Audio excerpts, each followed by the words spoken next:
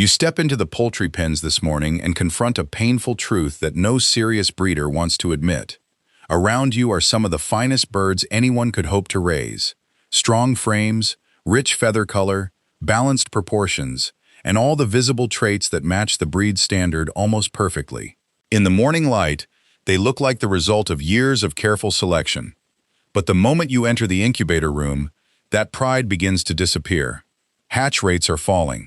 Fewer chicks are breaking free with strength, and the ones that do hatch often arrive weak, slow, and barely able to stand. Meanwhile, the time, feed, and money you invested in building this flock begin slipping away right in front of you. Have you ever studied your birds and felt as though some unseen force was suddenly holding back the entire farm? This is one of the hidden risks of intensive breeding, the point where outward perfection collides with a hard biological limit. A flock can look exceptional and still be losing fertility, vitality, and resilience beneath the surface. In this video, we are going to look inside the genetic machinery of your birds and uncover how repeated close breeding, narrow bloodlines, or careless backyard pairings may be costing you hatchability, productivity, and even the lives of your chicks. But this is not simply a warning about what can go wrong. It is a practical path forward.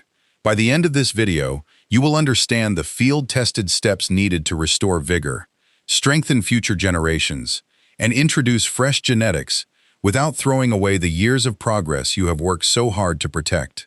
If you care about the future of your flock and want to build a stronger, more self-reliant homestead, subscribe to the channel, pour yourself a warm cup of coffee, and let's uncover what is really happening inside your coop. Part 1. The invisible trap of visual perfection. How inbreeding works.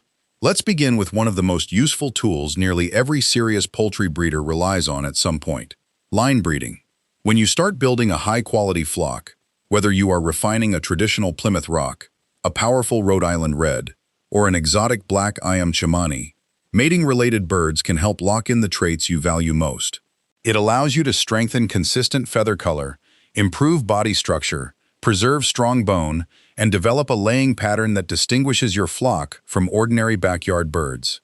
You narrow the genetic circle because consistency is the goal. And in the beginning, the results can be remarkable. The flock becomes beautifully uniform. One bird closely resembles the next, and generation after generation seems to follow the plan you created. Walking through the pens, you may feel as though you have finally gained complete control over the genetics of your birds.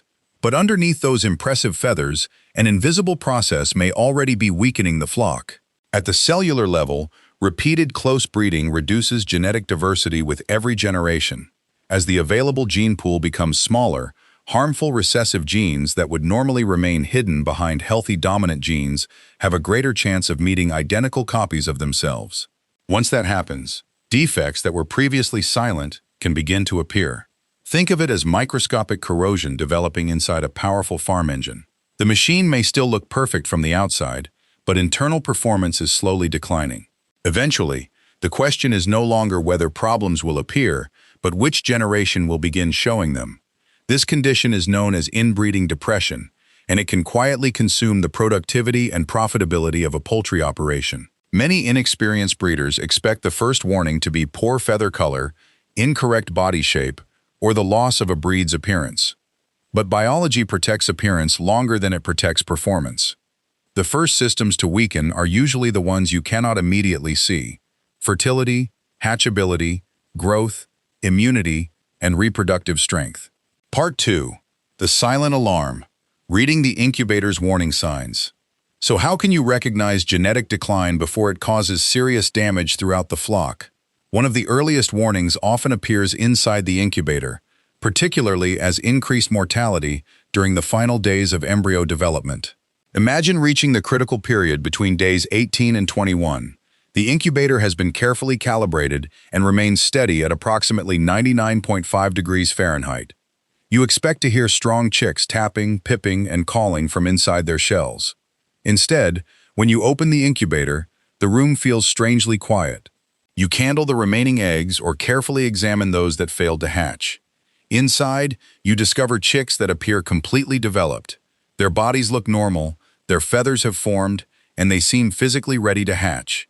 yet they died before escaping the shell. Most poultry keepers immediately suspect the machine. Perhaps humidity dropped too low, temperature rose too high, or ventilation failed during lockdown. You may begin changing settings, replacing sensors, purchasing new equipment, or blaming your own incubation technique. Those are reasonable possibilities and should always be checked. But when the incubator has been accurately calibrated and the same pattern continues across several hatches, the deeper problem may lie in the breeding line itself. A fully developed embryo still needs tremendous energy, muscular strength, and metabolic reserves to rotate inside the shell, break through the air cell, pip the shell, and complete the hatch. A chick may look normal, yet lack enough internal vigor to finish this demanding process. Repeated close breeding can reduce that reserve, leaving the embryo without sufficient strength at the final and most difficult stage of incubation. When you repeatedly find fully formed chicks dead inside unhatched eggs, do not continue adjusting the incubator without investigating the flock. Check the machine, nutrition, egg handling, and disease risk, but also examine your breeding records. Sometimes the warning is not coming from the temperature display. It is coming from the pedigree. Part 3. Shrinking bodies and broken farmyard math. The next warning sign is a gradual reduction in body size and mature weight across successive generations. This change rarely happens overnight. It develops quietly, which is why detailed flock records are so important. When you regularly weigh your birds and compare each generation, you may discover that young hens and cockerels no longer reach the size achieved by their parents or grandparents. At first, the difference may seem minor, only a few ounces or a slightly shorter frame, but over several generations, that decline can become impossible to ignore. The birds may still display attractive feather patterns and recognizable breed characteristics, yet their bodies feel lighter, their frames become narrower, and their overall physical capacity begins to shrink. This is where genetic decline becomes a serious financial problem. A smaller bird does not always consume proportionally less feed. It may continue eating close to the same daily ration, around 4.2 ounces for many mature standard-sized chickens, while producing less body mass, fewer eggs, weaker offspring, or poorer market value. In other words, the feed conversion of the flock is moving in the wrong direction. You continue paying for quality grain, protein, minerals, and supplements, but each new generation returns less value for the same investment. Every bag of feed becomes more expensive when the birds using it are smaller, weaker, or less productive than the generations before them. On a self-sufficient farm, every input should produce a measurable return. Feed must support healthy growth, reliable egg production, strong breeding performance, or useful meat yield. When the feed bill remains steady while mature body weight continues falling, the numbers no longer support the breeding program. So, if your adult birds feel noticeably lighter than they once did, do not dismiss it as imagination or normal variation. Begin weighing them, compare the results with earlier generations, and review the relationships within your breeding pens. Genetics may already be collecting a cost that your feed records are only beginning to reveal. Part 4. The roller coaster of the nesting box and the threat of the first 2 weeks. The third sign of failure appears directly in the nesting boxes, hitting both the financial and emotional center of your operation. The laying pattern of your young pullets becomes extremely unstable. Under healthy conditions, strong genetics support steady and reliable egg production. Once your pullets begin laying, you expect them to maintain a predictable rhythm. But when intense line breeding has weakened the flock's biological capacity, that rhythm begins to break apart. 1 week, you may collect an excellent number of high-quality eggs. The next week, production suddenly drops by half, even though the weather, feed, lighting, and management have not changed. Everything outside the bird appears correct, but internally, her reproductive system no longer has the stability to maintain consistent performance. Studies in poultry genetics have shown that as the inbreeding coefficient increases, pullets may begin laying later and produce fewer eggs during the early part of their laying cycle. The birds may still look impressive, but their productive strength is quietly declining. The fourth warning is even more serious: a sharp rise in chick deaths during the first 14 days after hatch. Those first 2 weeks are the most critical stage of a chick's life. It must regulate body temperature, begin eating properly, strengthen its digestive system, and face the normal microorganisms found in the brooder and coop environment. Chicks with weakened genetics often struggle with even minor challenges. A small temperature drop, a passing draft, damp bedding, or normal exposure to pathogens can quickly destabilize them. They remain weak, eat poorly, shiver, and fail to grow as expected. You may spend more money on vitamins, supplements, feed, and constant care, yet still continue losing chicks. At that point, what should be a productive breeding program becomes a steady drain on time, energy, and farm income. Part 5. Maternal Nutrition. The egg is a time capsule. Before blaming genetics for every problem in the flock, we must examine another major factor that connects biology with daily management: the nutrition of the mother hen. When chicks hatch small and weak, many keepers immediately blame the incubator or the starter feed. But the quality of a day-old chick is decided long before it eats its first meal. In many ways, the egg is a nutritional time capsule created by the hen. The basic levels of protein, fat, and carbohydrates inside the egg remain fairly stable. However, the amount of important vitamins and trace minerals in the yolk depends heavily on what the mother hen eats. A hen may continue laying even when her body is running low on nutrients needed for proper embryo development. The egg may look normal from the outside, yet still lack the internal nutrition required for the chick to survive and hatch successfully. Early mortality, days 1 to 4. Deaths during the first few days may be associated with deficiencies in biotin or vitamin E. The tiny embryo may develop severe problems in its early circulatory system, including hemorrhaging. This often becomes more likely when feed has been stored too long, exposed to heat or moisture, or allowed to become rancid. As fats oxidize, fragile vitamins can lose much of their value. Mid-term mortality, days 8 to 14. Losses during this stage may be linked to deficiencies in vitamin A or riboflavin, also known as vitamin B2. Embryos may develop poorly, show abnormal limbs, or lack the strength needed to continue growing and absorb the yolk properly. Moldy corn or contaminated feed can also contribute to these problems. Mycotoxins may damage the hen's liver and interfere with her ability to absorb and transfer nutrients into the egg. Late-term mortality, days 18 to 21. When chicks die close to hatch, possible deficiencies may involve riboflavin, vitamin B12, manganese, zinc, or phosphorus. You may notice warning signs such as curled toes, shortened limbs, weak development, or twisted feather growth known as club down. Sometimes the problem is caused indirectly by poor mineral balance. For example, low-quality mineral sources with excessive magnesium may interfere with calcium use. This can weaken the hen's bones and contribute to thin, porous shells. Poor shells may lose moisture too quickly during incubation, making it harder for the chick to survive and complete the hatch. For breeding birds, a properly formulated breeder ration is usually safer than a cheap, general-purpose layer feed. The parent flock needs dependable levels of B vitamins, zinc, manganese, balanced minerals, and quality protein. If you want stronger chicks, begin with the nutrition of the hens producing the eggs. Part 6. Bringing in the rescue, the 40-day sanctuary. When you realize your flock has reached a genetic ceiling, fresh blood may be necessary. But buying a random bird at an auction and placing it directly into the main flock is a serious gamble with your farm's health and breeding progress. New genetics must be introduced through a disciplined plan. From a breeding standpoint, bringing in one high-quality rooster is often more efficient than purchasing several hens. A single strong male can fertilize many of your best hens and spread his genetics through hundreds of fertile eggs during one breeding season. An outside hen is limited by the number of eggs she can personally produce, so changing the flock through females alone is usually slower. But every outside bird brings more than feathers, size, and desirable traits. It also carries the microbiological history of the farm where it was raised. A rooster may look strong and healthy while silently carrying respiratory disease, parasites, Mycoplasma gallisepticum, or other serious infections. Your closed flock may have little protection against those organisms. For that reason, the new bird should remain in strict quarantine for a full 40 days. Quarantine does not mean placing him in a cage beside the main coop. Dust, feathers, insects, equipment, and footwear can still move disease between nearby pens. The quarantine area should be physically separated from the main flock. During those 40 days, observe the rooster carefully. Monitor how much he eats and drinks.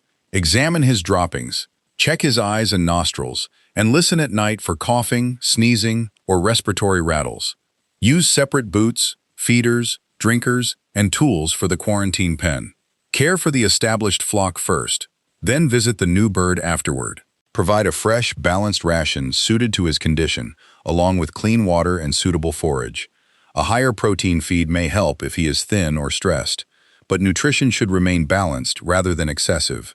Probiotics may support digestion during adaptation. Apple cider vinegar is sometimes used in drinking water, but it should never replace proper sanitation, disease testing, or veterinary care. These 40 days allow you to evaluate the new rooster before his genetics, and any hidden health problems, enter your main flock. Fresh blood can rescue a breeding program, but only when biosecurity comes first. Part 7.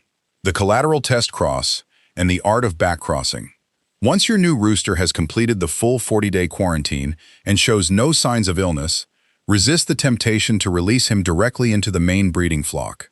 A healthy appearance does not guarantee that he is free from hidden recessive defects. If those weaknesses are introduced without testing, years of careful selection could be placed at risk. The safer approach is to begin with a controlled test cross. Place the rooster in a separate breeding pen with only 2 or 3 of your most dependable mature hens. Choose females with strong laying records, good health, correct body structure, and a history of producing vigorous chicks season after season. Collect and clearly mark the eggs from this pen, hatch them separately, and evaluate the resulting F1 generation. At this stage, you are not simply raising chicks, you are testing how 2 genetic lines perform together. Watch the hatch closely. Are more chicks pipping and leaving the shell without assistance? Has mortality during the first 14 days decreased? Are the chicks active, well-balanced, and reaching their expected weights on the same ration used for your existing line? You must also examine physical structure carefully. If repeated defects appear, such as crooked toes, split combs, weak legs, or wry tails, do not introduce that cross into the foundation flock. A small test group allows you to stop a poor combination before it affects the entire breeding program. If the offspring shows stronger vitality, improved survival, and good growth while still meeting the essential breed standard, the new rooster has passed the first practical test. Even then, continue evaluating the birds as they mature, because not every inherited weakness becomes visible at hatch. Now comes the classic breeder's dilemma. The F1 chicks are often stronger and more energetic, but approximately half of their genetic background comes from the outside line. If you continue mating F1 birds together without strict selection, the feather pattern, body shape, color, laying ability, or other traits you spent years developing may begin to separate and become less predictable. So how do you preserve the renewed vigor while recovering the identity of your original flock? The answer is selective backcrossing. Choose only the healthiest and most correct F1 pullets. They should combine strong growth and survival with the body shape, feather quality, temperament, and productivity required by your breeding goal. Remove the F1 cockerels from this particular breeding plan, then mate the selected pullets back to the best proven rooster from your original foundation line. On average, the offspring from this backcross will carry about 75% of the original line's genetic background and 25% from the introduced rooster. This helps move the flock back toward its established type, while preserving some of the useful genetic diversity gained from the outcross. Backcrossing does not automatically remove every harmful recessive gene, so careful records and strict selection remain essential. However, when it is managed properly, it can restore much of the original plumage, shape, color, and production character without immediately returning the flock to the same narrow genetic condition that caused the problem. Part 8. Establishing permanent systems. Clan mating versus rolling mating. Once balance has been restored, the next challenge is maintaining it without repeatedly purchasing outside birds and exposing the farm to new disease risks. The solution is not random mating. It is a planned breeding system that controls relationships between males and females over several generations. 2 practical systems used in small, closed flocks are clan mating, also called spiral mating, and rolling mating. Each has different space and record-keeping requirements, so the right choice depends on the size and purpose of your operation. The clan mating system, the spiral system clan mating, is one of the most practical methods for preserving diversity in a closed flock over the long term. Begin by dividing the breeding birds into at least 3 separate family groups, or clans. For simplicity, we can label them red, green, and blue. The system depends on two clear rules. Rule number 1. Every chick must be permanently identified and assigned to the clan of its mother. Colored leg bands, numbered bands, or wing bands may be used, but they must be checked regularly and replaced as the birds grow. Rule number 2. A rooster must never be paired with hens from his own clan. Instead, the males move through the clans in a fixed direction. Red roosters breed green hens, green roosters breed blue hens, and blue roosters breed red hens. Each new generation follows the same rotation. Because the males are moved in a planned spiral, direct mating such as brother to sister or father to daughter become much easier to avoid. The system does not stop all inbreeding, but it slows the rate at which relatedness increases and spreads genetic contributions more evenly across the flock.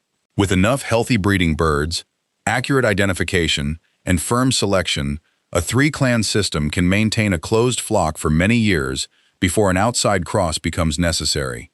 It also simplifies record-keeping because you mainly track clan identity and the direction of male rotation rather than building a complicated pedigree for every individual bird. The rolling mating system. If you do not have enough space for 3 separate clans, or if you are rebuilding a rare line from a very small number of foundation birds, rolling mating may be more practical. This system normally uses 1 or 2 breeding groups and pairs selected birds from older and younger generations. Year 1, mate the original foundation rooster, M1, with the original foundation hens, F1, to produce the first generation of offspring. Year 2, establish 2 breeding pens. In pen A, mate the original rooster, M1, with his best mature daughters, F2. In pen B, mate the best young cockerel, M2, with selected hens from the original female generation, F1. Year 3, continue the pattern by mating carefully selected older birds with the strongest birds from the younger generation. Do not keep replacements simply because of age or appearance. Selection should include fertility, hatchability, body structure, growth, laying performance, health, and chick survival. By the 4th year, the original grandparents may be gradually removed from the breeding pens and replaced by their best descendants. The result can be a highly uniform line that concentrates the strongest characteristics of the foundation birds. Rolling mating is useful when space and breeding numbers are limited, but it also concentrates related genetics quickly. For that reason, it is generally a short to medium-term system.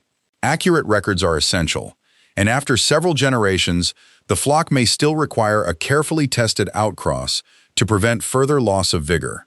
Clan mating usually spreads relationships across a larger structure and can operate longer, while rolling mating is easier to establish with fewer pens but requires closer monitoring for inbreeding.